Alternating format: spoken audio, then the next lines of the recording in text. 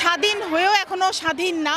তারপর আমাদের এই স্বাধীনতা হয়তো বা ফিরে আসবে, সময়ের ব্যাপার, আশাবাদী। আর আমরা যে আজকে যেই মেয়েদের যে আমরা যে মহিলা আমাদের প্রতিষ্ঠাবার্ষিকী আমরা যে স্বাধীনভাবে আমরা একটা সমানভাবে সসক্ষম মানে আমরা যখন লোকজনের সামনে চলে আসছি, মানে আমার কাছে কেমন লাগলো যে একটা সময় মাজারে ঢুকতে হলে 3টা দেওয়াল পার হয়ে আসতে হতো, তো সেই দেওয়ালগুলো আজকে আর পার হতে হয়নি, গেট দিয়ে আমরা সসম্মানে চলে আসছি মাজারের ভিতরে।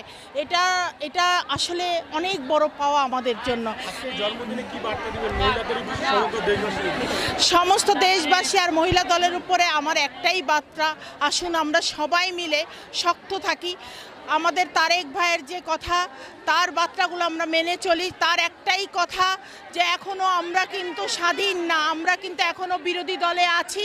তা আমরা যদি বিরোধী দলে থেকেই থাকি, তা আমরা সেই বিরোধী দলে থেকে যেভাবে আমাদের সুন্দরভাবে বের হয়ে আসা দরকার, ঠিক সেইভাবে আমাদের যেন বের হয়ে আসতে পারি।